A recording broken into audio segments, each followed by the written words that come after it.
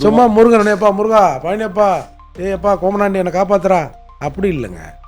அதுக்கு ஒரு ஹிஸ்டாரிக்கல் பேக்ரவுண்டை சொல்கிறோம், ஒரு வரலாற்றை சொல்கிறோம். அதாவது கடவுள் எல்லாருக்கும் பொதுவானவர். அந்த லிஸ்ட்டில் வந்து சீமான் அவர்களும் ஏன் வராது? அவர் அழகா சிறப்பாக வந்து எல்லாருக்கும் கடவுள் பொதுவானவர், எல்லாரும் கும்பிடுங்க. என் முருகனை வழிபடுறீங்களா? நல்லதுதான், கொண்டாடுங்க, தள்ள தூக்கி கொண்டாடுங்க, பெருமிதம் கொள்றோம் சொல்லிட்டு போக வேண்டியதாங்க. சண்டை போடுறாரு.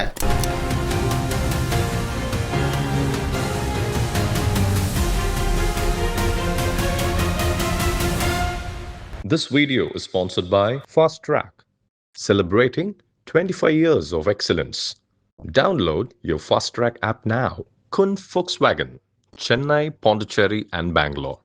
Epic Toyota, the new landmark of Anna Salai, Chennai Podcast Studio, unleashing powerful conversations with black magic cameras. Cresco Cars, leading dealers of Maruti Suzuki. வணக்கம் and welcome to Times of Republic, Times Talk with CP Navin, editor and publisher, Times of Republic. இன்று நம்மோடு இருந்திருப்பவர் புரட்சி தமிழகம் பறையர் பேரவையின் தலைவர் வழக்கறிஞர் அண்ணன் airport மூர்த்தி அவர்கள். அண்ணா வணக்கம்ண்ணா, நல்லா இருக்கீங்களாண்ணா? நல்லா இருக்குங்க அண்ணா. ஸ்ட்ரெயிட்டாக நிகழ்ச்சிக்குள்ளே போயிடலாண்ணா. அவர் தான் அதாவது எல்லாரும் கூடயும் இயல்பாக பழகக்கூடியவர் தான். அபிஷா அவருடைய போட்டிருக்காங்க, நம்ம கூட இதை பற்றி பேசணுமே. இல்லை சார், சித்தாந்தம் வேறு தானே. நீ பிஜேபியின் தலைவர் தானே, நீ பிஜேபி எனக்கு எதிரானது தானே. பிஜேபி மனித குலத்துக்கு எதிரானது அப்படின்னு திருமாவளவன் பேசுகிறார்ல. அந்த மனித குலத்துக்கு எதிரான கட்சியின் தலைவர் மனித குலத்துக்கு எதிரானவரா இல்லையா?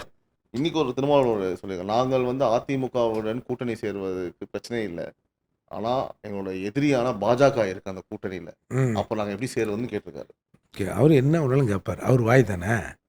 ஒரு தடவை நம்ம ரவி பச்சைமுத்து அவர்கள் நடத்திய ஒரு கிறிஸ்மஸ் விழாவில் கலந்துங்கன்னு பிஜேபி கொஞ்சம் லைட்டாக மாற்றிங்கன்னா பிஜேபி கூட நான் சேருவதற்கு தயாரானார். ஏதாவது ஒரு நிர்பந்தம் வந்து தேர்தலில் கூட்டு வச்சோன்னு வச்சுங்க, நாங்கள் ஒரு மினிமம் அஜெண்டா வச்சுருக்குறோம், நான் இருக்கும்போது நீ பிஜேபின்னு பேசாத, இந்துத்துவான்னு பேசாத, நீ தனியாக போய் என்ன ஒன்றாலும் பேசிக்கோ அப்படின்னு சொன்னால் கூட ஆச்சரியப்படுறதுக்கு இல்லை. சரி, நீங்கள் அந்த மேலே அவர் பேசுனது கிடையாது. எங்களுக்குள்ளே வந்து பார்த்தீங்கன்னா கொடி கம்பத்தை வைக்கிறத பிரச்சனை இருக்கும், அதுக்கப்புறம் அது நாங்கள் பேசி தீர்த்துப்போம். எங்களுக்குள்ள வந்து சீட் ஷேரிங்கில் வந்து பிரச்சனை இருக்கும், நான் 7ன்றதை 10 கேட்பேன், 12 கேட்பேன், அப்புறம் நாங்கள் நெகோஷியேட் பண்ணிப்போம். இல்லை சார், இது வந்து எவ்வளோ இந்த 3-4 வருடங்களாக அவர் மீது வந்த பகிரங்க விமர்சனங்களை வந்து சிம்பிளாக இன்னைக்கு உடைச்சிட்டாரு. நம்ம நிறைய விஷயத்துல பேசியிருப்போம் சார். ஒரு கொடி கம்பத்தை வைக்க முடியல அப்படின்னு நம்ம பேசிருப்போம், நீங்களும் பேசியிருப்பீங்க சார். கொடி கம்பத்தை வைக்க விடாது யாருன்றீங்க நீங்க சார்? அதுதான் சிம்பிளா சொல்லிட்டாரே சார். சார் சனாதனம் சார், அது வந்து டிஸ்ட்ரிக்ட் கலெக்டர் கிட்ட இருக்குது, டிஜிபி வரைக்கும் சனாதனம் இருக்கு, அதனால தான் வேங்க வேலை கண்டுபிடிக்கல. அவருக்கு என்ன, அவர் இப்போ கடைசியா வந்து ஓபன் ஹிஸ் மவுத் இல்லையா, ஆயத்தை வந்து பேசிட்டாரே, பேசி அடுத்த ஒரு லைன் வந்திருக்குமே, எங்கள் கூட்டணி யாராலும் உடைக்க முடியாது, அது சொல்லிட்டாரு. அப்புறம் என்ன, கொடி கம்பத்தை வைக்க விட மாட்டாங்க, அதுக்காக இந்த கூட்டணியை விட்டு நாங்கள் செல்ல வேண்டுமா, எங்களை செருப்பால் அடிப்பீர்கள், அதுக்காக கோவப்பட வேண்டுமா, செல்ல வேண்டுமா, நாங்கள் கோவப்பட்டு போயிட்டா வெற்றிடத்தில் விஷக்காசு பூந்துரும். விஷக்காத்துங்கிறது பிஜேபி. அப்போ இல்லை நான் என்ன கேட்குறேன், அப்போ நீ போயிட்டீன்னா திமுகவும் பிஜேபியும் ஒன்றாயிடும். அவ்வளவு தரங்கட்ட கட்சி திமுகவா? எப்படி இது சார்?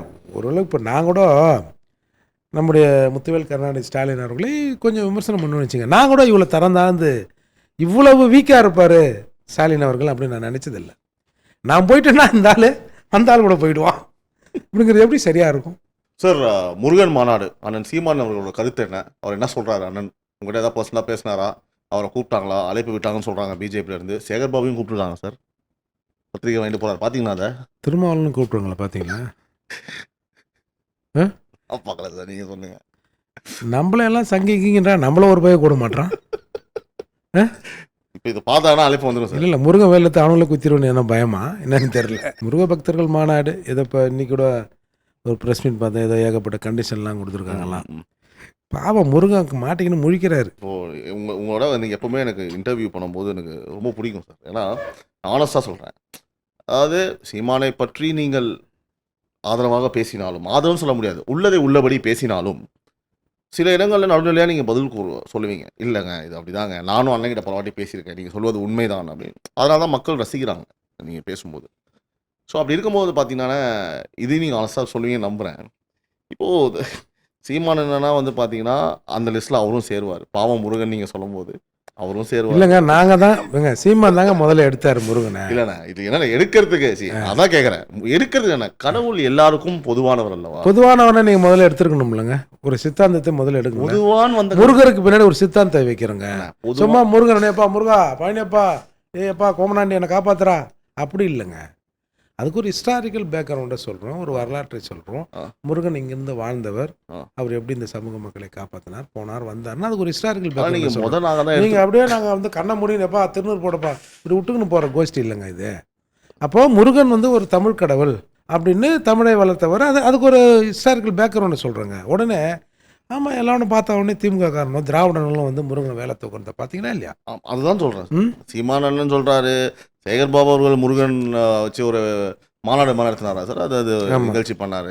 இப்போது பிஜேபி வந்து அது ஒரு அரசியல் நிகழ்வாக பண்ணக்கூடாதுன்னு சொல்லிட்டாங்க. அரசியல் நிகழ்வு இல்லைன்னு சொல்கிறாங்க. பட் எந்த அளவுக்கு உண்மைன்னு எனக்கு தெரியல. இல்லை முருகனுக்கு இப்போ வந்து நல்ல வேல்யூ இருக்குது. அவர் அழகா சிறப்பாக வந்து எல்லாருக்கும் கடவுள் பொதுவானவர், எல்லாரும் கும்பிடுங்க. என் முருகனை வழிபடுறீங்களா, நல்லதுதான், கொண்டாடுங்க, தள்ள தூக்கி கொண்டாடுங்க, பெருமிதம் கொள்றோம் சொல்லிட்டு போக வேண்டியதானே. சண்டை போடுறாரு முருகனுக்கு நமக்கு ஒன்றும் பிரச்சனை இல்லை சார். முருகன் நம்ம சாமி தான் சார். நீங்கள் அந்த கேட்ட கேள்விக்கு ஒன்று கரெக்டு தான். என்னது சார், இப்போ நீங்கள் பார்த்தீங்கன்னா சார், நீங்கள் இந்த பெசன் பக்கம்லாம் போனீங்கன்னா எவனா ஒருத்தர் இந்த சிவப்பாக ஒரு காய் ஒரு பழம் மாதிரி இருக்கும் சார், இப்படி உரிச்சோம்னா உள்ளே வந்து வெள்ளையாக இருக்கும். அது ஒரிஜினல் லிச்சி இல்லை பொழுது, அது வேறு ஏதோ அதுக்கு பேர். பார்த்தீங்கன்னு வச்சுங்க, எவனா ஒருத்தன் கடை போட்டிருப்பான், ஒரு 4 கார் நின்று வாங்கிச்சு வச்சிங்கன்னா மறுநாள் பார்த்தீங்கன்னா ஒரு 10 கடை முளைச்சிருக்கும். ஓகே, அதான் முருகன். நான் என்ன சொல்கிறேன், இப்போது முருகர் மாநாடு நடத்துகிறீர்கள். தென்னாடுடைய சிவனே போற்றி, எந்நாட்டவருக்கும் இறைவா போற்றி, சிவாய நமக. சிவன் வந்து தென்னாட்டு கடவுள் தானே அப்படின்னு எல்லாரும் உரிமை கொண்டாடுறான். பட் சிவன் வந்து நமக்கான கடவுள். எங்கள் தாத்தா ஒரு 10 வருடங்கள் இருக்கணுங்க, நம்ம சிறுநீரங்கில் அரங்கில் உமாபாரதி நினைக்கிறேன், டெல்லி சீஃப் மினிஸ்டர் நினைக்கிறேன், பேர் சரியான ஆகல, அவங்க வந்து பேசுகிறாங்க. பேசிட்டு சிவனின் வரலாற்றை நாங்கள் பிடித்து அப்படியே கீழ் நோக்கி போனால் அது தமிழகத்தில் வந்து முடிகிறது. அதுவும் பட்டியல் சமூகத்துக்குள்ள பறையர் சமூகத்துக்குள் அந்த சிவன் முடிகிறார் அப்படின்னு டிக்ளேர் பண்ணிட்டாங்க சார். ஏற்கனவே இப்போ நாங்களாம் சொல்லுவோம்ல, சாம்ப சிவன், அந்த சிவன் இந்த சிவன்லாம் எங்கால் தான், நாங்கள் தான்ப்பா பறையர்கள் தான்ப்பா சிவன் நாங்கள் சொல்லுவோம். அதை வந்து டெல்லியிலேருந்து ஒரு அம்மா வந்து சொல்லிட்டாங்க, வந்து எல்லா நீங்கள் சங்ககால பாடல்களில் பொன்னேர் மேனியனே அப்படின்னு சாம்ப சிவனை பறையர் என்று மாணிக்க வாசகர் எல்லாம் பாடுறாங்கல்ல சார். இப்போ பறையன் வந்து சிவன் சார். இது வந்து ப்ரூவ் ஆகிடுது. முருகனுக்கு கூட அவ்வளோ ஹிஸ்ட்ரி இல்லை, அப்பனுங்க பிள்ளைங்க சண்டை விடுவோம். மூர்த்தி அண்ணா வந்து பார்த்தீங்கன்னா சிவன் எடுத்துட்டாரு கையில். சிவன் வந்து பறையன் சார். முருகர் மாநாடு போடுகிறவர்கள் சிவன் மாநாடு போடுங்கடா பார்ப்போம். நான் தான் அதுக்கு முன்னாடி வச்சுட்டேன், ஏர்போர்ட் மூர்த்தி அண்ணா சிவனை கையில் எடுத்துட்டாருன்னு சொல்லிட்டாங்க. சிவன் மாநாடு போடுங்கடா, சாமி தானே, அப்பா புள்ள சரி ஏதோ ஒன்றுப்பா, அப்பனோ இல்லை புள்ளையும் இல்லைப்பா. சிவன் வந்து ஒரு மூத்த கடவுள், எல்லாரும் வணங்குற கடவுள். சிவன் மாநாடை யார் யார் போடுவீங்கன்னு பார்ப்போம். போட மாட்டானோ சார்? ஏன் காரணம் சொல்லுங்க. ஏய், ஒரு பறையனை போய் நம்ம கும்பிட்றோன்னு என்ன அவனை போய் தூக்கி நாளையிறது அப்படின்னு நினைப்பாங்க. நான் நினச்சேன் நம்ம தான் எல்லாம் சங்கிக்கின்ற நினைப்பேன், ஒரு சிவன் மாநாடை கூட்டுருவோமா அடுத்து கேட்கலாம்னு நினச்சேன். அதை நீங்கள் பண்ணிடலாம்ல, ஏன் பண்ணாமல் இருக்கீங்க? ஒவ்வொருத்தனும் பறையர் சமூக மக்களை வந்து இவ்வளோ இழிவாக பார்க்குறானுல்ல. தெருவில் போகாத, கோயில்களை வராதன்னு வச்சிங்களேன். சிவன் பறையன் சிவன் மாநாடு போட்டோம்னா சிவனை கும்பிட்ற ஒவ்வொருத்தனும் கையை கும்பிடும்போது ஐயோ பறையனை கும்பிட்றோமோ அப்படின்னு நினச்சி பறையனை ஏற்றுக்குன்னு நீ கும்பிடு. அப்படி இல்லைன்னா அந்த ஃபோட்டோத்துக்கு வெளில கடாசு சிவன் கோயிலுக்கு எவனும் போகாதீங்க, நாங்கள் மட்டுமே போய்க்கிறோம் அப்படின்னு ஒரு திட்டம் வச்சிருக்கிறேன். கொஞ்சம் ஓவரா அந்த RSS உங்க திட்டம் நிறைவேற்ற சங்கிங்கிட்ட போறாங்கன்றதுக்காக அது கொஞ்சம் பரிசீலனை இருக்கு. சிவன் மாநாடு ஒன்று போடுவோம், சிவன் பறையன்னு சொல்லுவோம், அதுக்கப்புறம் எத்தனை பேர் சிவபக்தராகிறான்னு பார்ப்போம். விசிகாவின் தலைவர் திருமாவளவன் அவர்களின் மதச்சார்பற்ற மாநாடு, அதை பற்றி ஒரு 5 நிமிடம் பேசுவோம். கேள்விலாம் நான் முன் வைக்கல, ஒரு 5 நிமிஷம் நீங்களும் என்ன தோணுதோ பேசுங்க சார். ஒன்றுமே தோண மாட்டேங்குது, சிரிப்பா வருது சார். எவ்வளோ அழகாக இருந்தது சார் அந்த எது கோட்லாம் போட்டு. அம்பேத்கர் போட்ட கோட்டு, அம்பேத்கர் மாதிரி ப்ளூ கோட்டை போட்டுன்னு வாங்க சார். நீங்கள் ஹிஸ்டாரிக்கலாக காட்டுங்க சார். அம்பேத்கர் நான் யூனிஃபார்மை போட்டுருந்தாரு அவர். அம்பேத்கர் பழைய படங்களை எடுத்து பாருங்கள், அவர் என்றைக்காவது இந்த ப்ளூ கோட்டை போட்டிருக்காருன்னு காட்டுங்க. படத்தில் மட்டும்தான் சார் நம்ம பார்த்துருக்கோம். சும்மா யூனில் இப்போ இந்த இந்த தென் மாவட்டங்களெல்லாம் ஒரு சாதிக்கு ஒரு கலர் இருக்கும். சாதிக்கு ஒரு கலருங்கிற மாதிரி புளுனாலே அம்பேத்கர். அம்பேத்கர் என்ன சொன்னாரா, நீலத்தை போல இந்த வானத்தை போல இந்த மக்கள் பரவி இருக்கிறார்கள் என்பது அடையாளம் தான் நீலம்.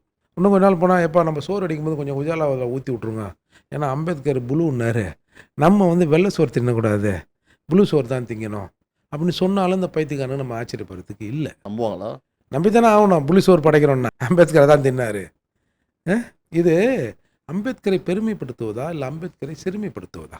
சார், ஒரு 1000 பேரை நான் வந்து பட்டதாரி ஆக்கியிருக்கிறேன். ஒரு பல லட்சம் பேரை என்னால் இன்றைக்கு வந்து அரசு அதிகாரிகளாக மாறி இருக்கிறார்கள். அவர்கள் டிப்டாப்பாக உடையணிந்து வருகிறார்கள். அது மரியாதை, அது பெருமை. இந்த ஒரு படத்தில் என்ன பண்ணாது, பாண்டியராஜன் இன்னொருத்தர் இருப்பாங்க சார், ஒரு நவாப் நாற்காலி எதுவுமே விற்கிறதுக்கு 1000, 2000, 3000, 10,000 பிஸ்கோத்துன்னுவாங்களே, அந்த மாதிரி சார். இப்போது இது இன்றைக்கு எவ்வளவு கேலி பொருளாக இன்றைக்கு மற்றவர்கள் பார்க்கப்படுதுன்ற பார்த்தீங்களா? சரி, ஒரு 4000, 5000 கொடுத்து கோட்டு போடுறான் சார். ஆட்டோ ஓட்டுக்கிறன்னு போடக்கூடாதா, கொளுத்துக்காரன் போடக்கூடாதான்னா, கொளுத்துக்காரன் நாளைக்கு கோட்டோட போனான்னு வச்சுக்க வேலைக்கு. சார் யாரு ரொம்ப கொளுத்துக்காரு. அதாவது இது இது இது கேட்குறவங்களுக்கு நகைச்சுவையாக இருந்தால் கூட இல்லை சார், அவர் என்ன சொல்லுவார்னா, அது போட்டு எங்களுக்கு வேலைக்கு போவாங்க. இன்று அந்த மதச்சார்பற்ற மாநாடுக்கு அவங்களுக்கு ஒரு கௌரவம் அளிக்கணுன்ற வகையில் அவங்களும் கோட்டு போடலாம் தான் அப்படி வந்திருக்காங்கன்னு தான் அவர் சொல்லுவார். சார், அம்பேத்கருக்கு முன்னாடி தமிழ்நாட்டில் எத்தனை பேர் நம்ம கோட்டு போட்டிருக்காங்க?